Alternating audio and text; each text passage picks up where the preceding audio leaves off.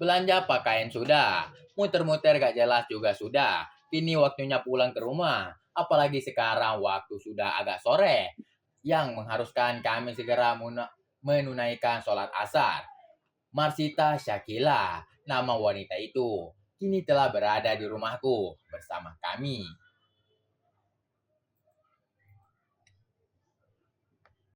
Dia tentu berada di kamar tamu yang telah ditunjukkan istriku sebelumnya. Kamar yang juga terdapat dan almari. Namun tidak dengan AC, karena AC hanya terdapat di kamar utama saja. Lantas apa yang kulakukan? Gak ada. Setelah mandi, setelah sholat, aku malam memutuskan hanya berdiam diri di kamar sampai malam tiba. Sembari mencoba untuk menyembuhkan diri dengan bermain HP. Rizka tentu saja lagi di luar kamar, entah apa yang dia lakukan. Intinya tak ada lagi kejadian-kejadian aneh yang patut kuceritakan pada kalian. Bahkan saat malam tiba pun kami menyempatkan untuk makan malam bersama. Setelah itu, kubiarkan istriku bernama Sita di luar untuk berbincang-bincang. Biasalah, wanita mah kalau ketemu sesama wanita pasti. Setelah itu, ia lantas masuk ke kamar dan tentu saja langsung kusergap untuk melayaniku malam ini. That's it.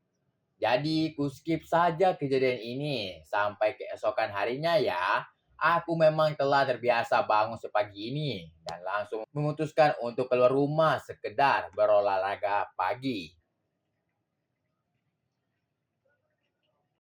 Lumayan untuk sekedar membiasakan badan bergerak dan tidak kaku saat bekerja nantinya. Pagi menyambut, langit pun mulai mengganti suasana subuh tadi yang agak gelap menjadi agak terang. Sejam lamanya menurutku cukup untuk mengeluarkan keringat.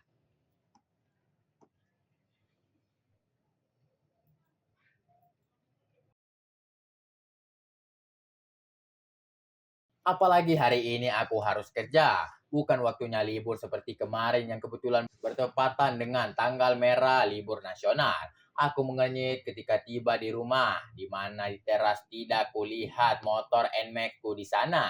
Sepertinya istriku yang pakai seperti kemarin-kemarin untuk berbelanja bahan makanan di pasar yang tak jauh dari perumahan. Aku masuk ke rumah karena aku tahu aku tidak sedang berdua dengan istri. Jadi kebiasaanku untuk langsung membuka baju dan menaruhnya di keranjang pakaian kotor di belakang sana. Urung terjadi. Alhasil baju masih ku kenakan meski telah basah oleh keringat. Saat kulangkahkan kaki ini menuju ke dapur, sayup-sayup ku dengar suara gemercik air di belakang rumah. Ada aktivitas rupanya di belakang sana. Sitakah? Dan benar saja, saat aku melihat dari balik jendela pembatas ruang keluarga dengan taman dan dapur belakang sana, aku melihat Sita yang pagi ini hanya dengan daster tanpa lengan, tanpa kerudung, serta tanpa cadar sedang mencuci pakaian.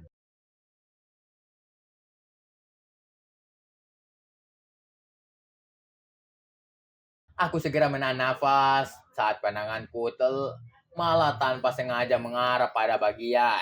Ya, kalian tentu saja membayangkan bukan? Hanya dengan daster tidur tanpa lengan, bagian lehernya sedikit terbuka, maka aku dengan mudah bisa sekali melihat sedikitnya dan juga yang tercetak saat pakaiannya agak sedikit basah akibat terkena cipratan air saat ia mencuci.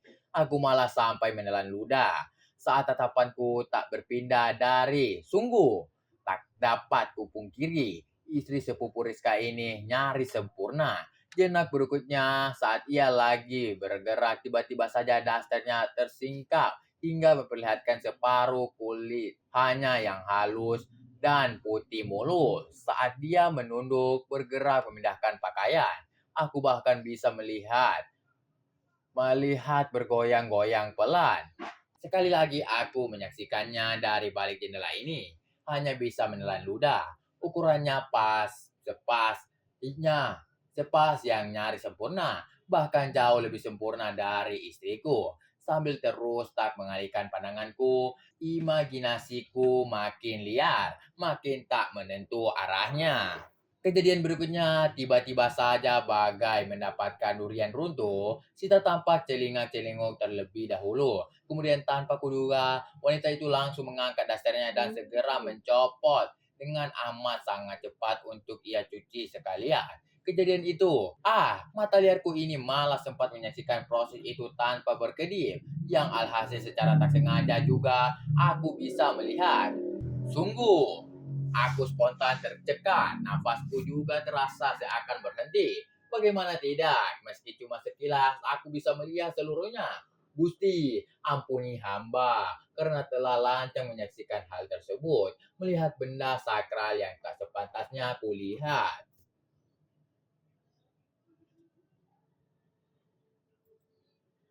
Bro, akhirnya.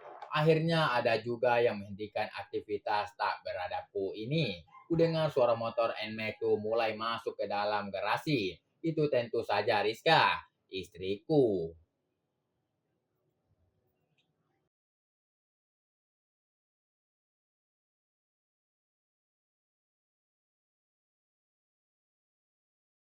Aku memutuskan untuk menjauh melangkah keluar dan kusambut istriku yang baru saja datang dari berbelanja di pasar.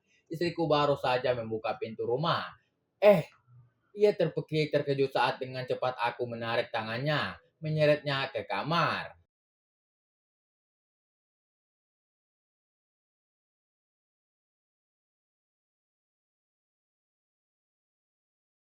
Ya, apa-apaan sih?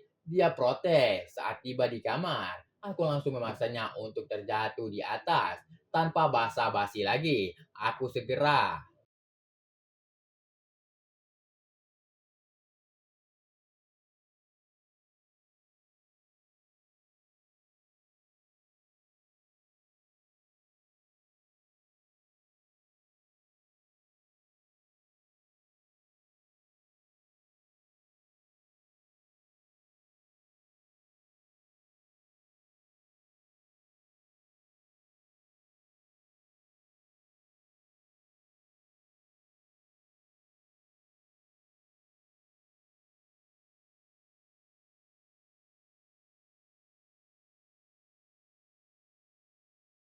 Oke guys, jangan lupa like dan subscribe channel kami biar tidak ketinggalan update video-video berikutnya.